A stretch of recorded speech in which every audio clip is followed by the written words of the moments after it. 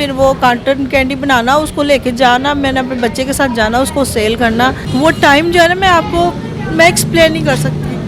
ये नहीं सोचा था कि कभी ये टाइम भी आ जाए। वो जो टाइम था कि आप डोर टू डोर जा रहे हैं, छोटे छोटे दुकानदार को आप कॉटन कैंडी दे रहे हैं, तो उस टाइम आप क्या सोच रहे होंगे। यहाँ पे बैठे हैं ना, यहाँ पे मेरे हस्बैंड साथ हैं, यहाँ कोई मुझे कुछ नहीं कहेगा। अगर मैं अकेली अपने बच्चे के साथ जा रही, लोग सब बातें करते हैं, वो मैंने बर्दाश्त की है। हम टर्की में बड़ा अच्छा हमारा काम था, हमारा अपना रेस्टोरेंट था खाने का, इसी तरह पाकिस्तानी फूड था। जैसे ही हम दुबई पहुंचे हैं, वो पैसे लेके जो है ना वो मोरक्को भाग गया, वो उसने पैसे नहीं दिए। 1 साल हमने ऐसे गुजारा जैसे दुबई में जेल काटी हो। यानी कि उसी ने आपको मशवरा दिया इधर से करो बंद, आओ जाओ दुबई, वहाँ के सुहाने ख्वाब सुहाने सपने, और उसके बाद आपने उसको अपने पैसे भी पकड़ा दिए।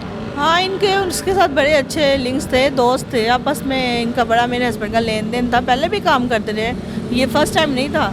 पता नहीं उसने क्या ठानी, उसके दिमाग में क्या आया कि वो पैसे लेके भाग गया। बाद में सुनने में ये भी आ रहा था कि वो बंदा अभी फिर भी मांगने की कगार पे है, और पता नहीं बड़े बुरे हालात है उसके, पता नहीं किस कंट्री में। अभी भी बुरे हालात हैं भाई, 25 करोड़ लेके भागे हो। अस्सलाम वालेकुम व्यूअर्स, मैं हूं अनहर और आप देख रहे हैं डेली सोशल पाकिस्तान। मेरे साथ आज जो कपल मौजूद है उनकी बहुत ही एक दुख भरी कहानी भी है, और उसके बाद जिस तरह से उन्होंने दोबारा अपने आप को स्टैंड किया, ये एक मोटिवेशन भी है कि ज़िंदगी कहीं से भी दोबारा से आपको स्टार्ट लेनी पड़ सकती है। आप कभी भी ज़ीरो पर आ सकते हैं, और ज़ीरो से दोबारा आप किस तरीके से आगे आएँ और अपनी ज़िंदगी को रीस्टार्ट करें। लेकिन उससे कबल ये बताती जाऊँ कि हम बाज़ दफ़ा जिन लोगों पर आंखें बंद कर कर एतबार कर रहे होते हैं, वो हमें अंधा बना कर छोड़ते हैं। तो इसी हवाले से हम बात करते हैं। हमारे साथ यहाँ सिस्टर मौजूद है। अस्सलाम वालेकुम। वालेकुम अस्सलाम। क्या हाल है आपका? ठीक है, अल्लाह का शुक्र। अच्छा, बड़ा प्यारा सा आपने एक छोटा सा काम शुरू किया है, लेकिन उससे कबल आप एक बहुत बड़े ट्रॉमा से भी गुजरे हैं। मैं चाहूँगी कि वो थोड़ा सा आप हमारे व्यूवर्स को बताएं कि ये क्या मामला पेश आया आपके साथ कि एकदम आप टर्की से पाकिस्तान आए और इतना ज़ीरो हो गए। हम टर्की में बड़ा अच्छा हमारा काम था, हमारा अपना रेस्टोरेंट था खाने का, इसी तरह पाकिस्तानी फूड था। तो वहाँ पाकिस्तानी कम्युनिटी ना काफ़ी थी, इलीगल लोग ज़्यादा थे। जैसे ही ना इलीगल लोग जो है ना वो कम होने शुरू हुए, मतलब गवर्नमेंट ने वहाँ पे सख्ती कर दी कि इलीगल लोग यहाँ पे नहीं स्टे कर सकते। हमारा काम कम हो गया। आप इलीगल थे? नो नो, हम तो लीगल थे, हम लीगल थे तो हम काम कर रहे थे ना।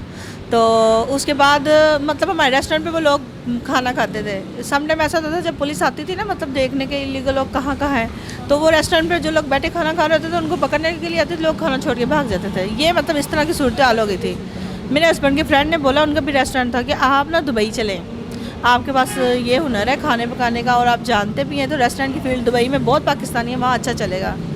तो इन्होंने पहले एक वहाँ पे तुर्किश बंदा था, उससे मशवरा किया, उसने बोला आप उतू पैकेट कर लें, मतलब इस्त्री का काम, जो कपड़े इस्त्री करने के पैकेट वगैरह में डाल के वो करें आप काम। लेकिन पता नहीं दिमाग में क्या आया, उस बंदे की बात इतनी छा गई कि हम ना डिसाइड कर लिए कि हम दुबई ही जाएंगे, वहाँ कारोबार करेंगे। घर सेल किया, रेस्टोरेंट, गाड़ी वगैरह सेल की। वो 5-6 करोड़ के कुछ पैसे थे, वो कहता मैं डॉलर की शेप में आपको ना दुबई में दे दूँगा। अच्छा, कि वो एक ही बंदा है जो आपको सारा गाइड कर रहा है? एक बंदा है और उसके साथ एक इंडियन भी था। तो जैसे ही हम दुबई पहुंचे हैं, वो पैसे लेके जो है ना वो मोरक्को भाग गया, वो उसने पैसे नहीं दिए। 1 साल हमने ऐसे गुजारा जैसे दुबई में जेल काटी हो। यानी कि उसी ने आपको मशवरा दिया इधर से करो बंद, आओ जाओ दुबई, वहाँ के सुहाने ख्वाब सुहाने सपने, और उसके बाद आपने उसको अपने पैसे भी पकड़ा दिए। हाँ, इनके उसके साथ बड़े अच्छे लिंक्स थे, दोस्त थे आपस में, इनका बड़ा मेरे हस्बैंड का लेन देन था, पहले भी काम करते रहे, ये फर्स्ट टाइम नहीं था। पता नहीं उसने क्या ठानी, उसके दिमाग में क्या आया कि वो पैसे लेके भाग गया। और ये कब की बात है? ये 1 साल पहले की बात है। अच्छा सर, कब से वो आपके साथ दोस्ती में था? तकरीबन 4 साल हो गए थे। मतलब रेस्टोरेंट फील्ड में जितने भी बंदे थे टर्की में जिनके अपने रेस्टोरेंट थे, वो हमारा ग्रुप बना हुआ था ना वहाँ पे। तो हम एक दूसरे को सब जानते थे, एक दूसरे के साथ पैसों का लेन देन सब करते थे, क्योंकि कभी किसी को ज़रूरत पड़ जाती थी। मुझे भी पड़ती थी, जब मैंने घर परचेज़ किया मुझे भी ज़रूरत थी, मैंने भी अपने दोस्तों से वहाँ पे पैसे ले के बाद में उनको वापस किए थे। तो था अच्छा ताल्लुक़, लेकिन वो फिर वक्त के साथ साथ मुझे नहीं पता था कि उसके दिल में क्या पल रहा है, वो क्या मतलब किस मौके की तलाश में था, और उसको मौका मिल गया जब हम। उसका अपना रेस्टोरेंट था? जी, उसका अपना भी रेस्टोरेंट था, वो भी बंद हो गया था। अच्छा, उसने अपना भी बंद किया, आपका भी बंद करवा? जी, और मेरे अकेले के साथ नहीं, एक और भाई हैं, उनके साथ तकरीबन 11 करोड़ का उसने किया स्कैम। मेरे तो 6 करोड़ थे, उनके 11 थे, और भी 3-4 भाई हैं, उनके भी 2 3 करोड़ ऐसे करके खा गया वो बंदा। इकट्ठा ही को 20-25 करोड़ लेके निकल गया? जी, और बाद में सुनने में ये भी आ रहा था कि वो बंदा अभी फिर भी मांगने की कगार पे है और पता नहीं बड़े बुरे हालात हैं उसके, पता नहीं किस कंट्री में, अभी भी बुरे हालात हैं भाई, 25 करोड़ लेके भागे हो। पता नहीं क्या किया उसने उन पैसों के। बहरहाल चोर के घर में आपको पता ना कि वो दिया कभी नहीं जलता और वो चोर चोर ही रहता है। तो अल्हम्दुलिल्लाह हम तो फिर अपना अल्लाह ने हमें दोबारा मौका दिया, हमने स्टार्ट किया, हमें 1 महीना और तकरीबन 10 दिन हुए हैं और अल्लाह ने इतना अच्छा हमारे लिए सबब बना दिया कि हम किसी के आगे हाथ नहीं कर रहे, हम मेहनत कर रहे हैं। सुबह 8 बजे आते हैं, रात को 1 बजे तक यहाँ पे हम रहते हैं। हमने अपना सेटअप बनाया, अल्लाह ने दोबारा हमें मौका दिया कि आप फिर से ग्रो करें और इंशाल्लाह दोबारा हम रिकवर करेंगे इंशाल्लाह। अच्छा, 6 करोड़ का फ्रॉड हुआ, जब आप वहाँ पहुँचे तो जो बाकी के लोग जिनके साथ फ्रॉड हुआ था उन्होंने भी आपने वो मोरक्को जाने की या ढूंढने की कोशिश नहीं की? मैं खुद गया था, बजाते खुद मोरक्को गया था, लेकिन आप चोर को पकड़ सकते हैं, स्कैमर को नहीं पकड़ सकते, ये एक फैक्ट है। अब पता नहीं इससे कोई मुतफिक होगा, हाँ इससे कोई मुतफिक होगा कि नहीं होगा, लेकिन चोर को आप पकड़ सकते हैं, वो क्राइम करे, लेकिन जो स्कैमर होता है ना उसको आप बड़ा मुश्किल है पकड़ सके। अच्छा, इसकी बाहर की ममालिक में कोई उसकी पकड़ नहीं थी कि भाई कहीं रहता हो कि किसी जगह कोई FIR या कोई कंप्लेन कुछ नहीं हो सकता? FIR क्योंकि कैश पेमेंट की FIR नहीं होती, ये हर कंट्री में रूल है। अब मैंने घर सेल किया, वो मेरे पास प्रूफ है उसके, मतलब मेरे पास मेरा रजिस्ट्री जो सी वहाँ की होती है उसको तापू बोलते हैं, वो भी था, तो वो मेरे पास प्रूफ है, लेकिन उसको बाई हैंड कैश दिया तो उसका रिकॉर्ड नहीं है। आपने उसको कोई लिखत पढ़क नहीं की? नहीं की, पहले भी नहीं होती थी, मतलब एक दूसरे को पैसे दे रहे हैं, 1-2 करोड़ भी दे रहे हैं तो कोई लिखत पढ़त नहीं है, लेकिन अब बंदे को पता ही नहीं कि वो होने क्या वाला है, मैं किस तरफ जा रहा हूँ, वो बस दिमाग ऐसा माउफ हो गया कि वो उसको पैसे दिए और दोबारा यहाँ दुबई से वापस कैसे आए? हमारे पास एक iPhone 14 Pro Max था, हमने तकरीबन 1 साल वहाँ पे सर्वाइव किया है, अपनी पॉकेट मनी से खर्चा किया है, खाते रह के कुछ ना कुछ जॉब कर लें, कोई ऐसी एफर्ट कर लें, लेकिन वो जितने भी वो पैसे थे वो भी खाए गए साथ में। एंड में हमारे पास एक iPhone 14 Pro Max था, कुछ इनके सोना का सेट था, वो सेल किया, वो उनकी टिकट्स करवाई और हम पाकिस्तान आए जब और बिल्कुल ज़ीरो थे, सिवाय एक घर के हमारे पास कुछ नहीं था। और ये तुर्की में आपने कितना टाइम? हमने 4 साल गुजारे वहाँ। वो खाया पिया सब लेके चला गया जो कमाया? हमने जितने भी पैसे अर्न किए थे सब टर्की से ही किए थे, वो सब ले गए। और ये पाकिस्तान में आने के बाद ये हालात थे कि मतलब मैं एंजाइटी पेशेंट बन गया, बहुत ज़्यादा डिप्रेशन में था, मेडिसिन खाता था और मुझे कुछ होश भी नहीं होती थी। तो हम ना एक कॉटन कैंडी बनाते थे घर में, वो सेल करते थे अपने एरिया में, और फिर हमने सोचा कि क्यों ना एक फेस्ट स्टार्ट लिया जाए रेस्टोरेंट लाइन में। अल्लाह ताला ने हमारी पहले भी सुनी थी, अल्लाह फिर सुनेगा। तो हमने शादरा मोड़ पे ये रेस्टोरेंट शुरू किया, 5 किलो का पतीला घर के लिए से लेके आए थे पहले दिन। 2 लाख एक जगह से हमने लोन लिया, एक मेरे पास 125 बाइक था वो सेल किया, एक AC था वो सेल किया, वो पैसे जो थे यहाँ पे आके इन्वेस्ट कर दिए। हमारे पास फ्रिज भी नहीं थी, हमारे पास कुछ भी नहीं था। पहले दिन सिर्फ एक 5 किलो का पतीला हमने स्टार्ट किया था, लेकिन अल्हम्दुलिल्लाह अब हमारे पास कुछ सामान। देर हो गई इसको स्टार्ट? 1 महीना 10 दिन हुए तकरीबन, अल्हम्दुलिल्लाह। लेकिन चल गया, जो आप सोच रहे थे उससे बेहतर हो। मेरा अल्लाह बड़ा गफूर रहीम है, हम सोच भी नहीं सकते कि अल्लाह ने इंसान का रिज़्क कहाँ पे लिखा हुआ है। मैं जितनी स्ट्रांग होती है आपको भी खुशी होती है कि भाई हम फिर से स्टैंड कर गए। और मुझे बड़ी खुशी होती है। वो कल एक भैया आए थे, वो कह रहे हैं मैंने देखता हूँ कि आप सुबह से शाम तक देखते हैं, आप लोग थकावट महसूस नहीं होती, तंग नहीं आती, औरतें तंग आती है। मैंने कहा मैं जितना काम करती हूँ मुझे खुशी महसूस होती है, हमारा अपना काम है ना होते तो घर दे भांडे धो धो के तंग आ जाती है।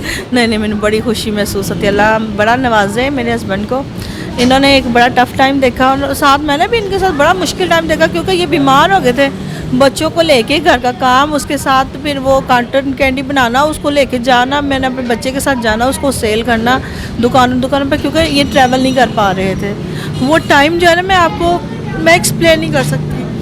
ये नहीं सोचा था कि कभी ये टाइम भी आ जाए। नहीं, वो टाइम था, अल्हम्दुलिल्लाह मैं कर सकती थी। वो जो टाइम था कि आप डोर टू डोर जा रहे हैं, छोटे छोटे दुकानदार को आप कॉटन कैंडी दे रहे हैं, तो उस टाइम आप क्या सोच रहे होंगे। मतलब बच्चे के साथ कोई कह रहा है मैं इसको 100 का लूँगा, कोई कह रहा है नहीं 90 का आता है। मतलब वो बहस छोटी छोटी बातों पे, छोटे छोटे पैसे जो हमें कभी मैटर नहीं किए थे, वो टाइम मैंने बड़ा मुश्किल, एकदम करोड़ों से रोड पर आ जाना वाकई बड़ा मुश्किल काम। बहुत टफ टाइम था वो मेरे लिए। लोग आज बातें करते हैं जी मैं आया तो ये रेस्टोरेंट चल रहा है। ये अल्लाह जानता है कि हमारी वीडियो वायरल हुई तो ये हमारा रेस्टोरेंट चला। मैं किसी की सिवाय अल्लाह के किसी की शुक्रगुजार नहीं हूँ। ये सिर्फ मेरे अल्लाह और उसके बाद हमारी मेहनत है, जो आज हम इस मुकाम पे किसी की वजह से नहीं है। आप किसी मुकाम पे हैं तो कोई आपके लिए माइक उठा के आया ना इतनी दूर से। आप मैंने सुना है जी, मैं गया था, मैंने उनको वायरल करवाया। मैं कोई नहीं, इसमें किसी का कोई किरदार नहीं है, इसमें मेरे अल्लाह का करम है, हमारे साथ मौजा हुआ है। अल्लाह ने मेरा पता नहीं कौन सा आंसू देख लिया है, क्योंकि मैंने गली गली जाके ना वो कॉटन कैंडी सेल की है। मैं जानती हूँ मैंने कैसे छोटी छोटी दुकानों पे लोगों की कैसे तनकीदें। अच्छा हम यहाँ पे बैठे हैं ना, यहाँ पे मेरे हस्बैंड साथ हैं, यहाँ कोई मुझे कुछ नहीं कहेगा। अगर मैं अकेली अपने बच्चे के साथ जा रही, लोग सब बातें करते हैं, वो मैंने बर्दाश्त की हैं।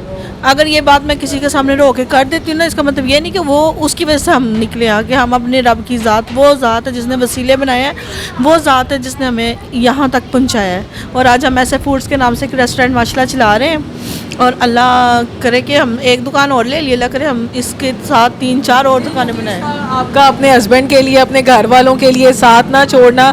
लेकिन यहाँ पे दो तरह की चीज़ें हैं। पहली बात ये है कि कोई आपका जितना मर्जी सगा हो, लिखत पढ़त के बगैर, किसी प्रूफ के बगैर किसी को कभी पेमेंट ना देंगे, क्योंकि लोग इस बात पे तरस नहीं खाते हैं। आपको रोड पे ले आते हैं लेकिन आपकी ज़ात पे तरस नहीं खाते। जिसने स्कैम करना है उसने करना ही है।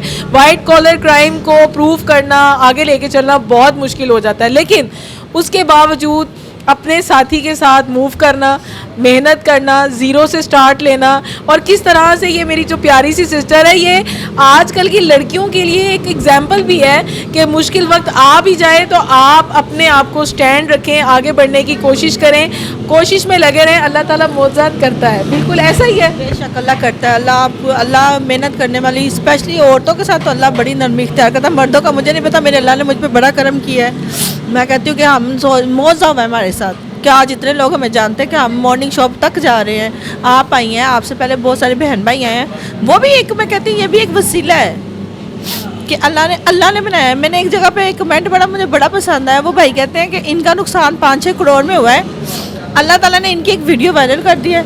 अब हर बंदा आके इनकी वीडियो बना रहा है, और हर चैनल पे, हर प्लेटफॉर्म पे ये चल रहे हैं, और अल्लाह ने इनका नुकसान ऐसे ही पूरा कर देना है। और मैं जहाँ जो कर भी मैं उसको नहीं जानती, उसका दिल से शुक्रिया अदा करूँगी। अच्छे कमेंट करने वाले दिल खुश होता है, अप्रिशिएट करते हैं कि वो फिर जो दिन भर की थकावट है ना, वो ख़त्म हो जाती है। तो भाई ये भी एक बड़ा प्यारा मैसेज दिया है कि अच्छे कमेंट्स किया करें। अगर आप लिख ही रहे हैं तो किसी को अच्छे तरीके से अप्रिशिएट करें, उनकी मोटिवेशन बने, ना कि आप उनकी टांगें खींचें। मिलेंगे इंशाल्लाह आपके साथ किसी नई जगह, किसी नई स्टोरी के साथ। दीजिए अनहर मोइन को इजाज़त। देखते रहिए डेली सोशल पाकिस्तान। अल्लाह निगहबान। नाज़रीन गिरामी, कबल आपसे एक गुजारिश है कि हमारे चैनल को सब्सक्राइब कर लें।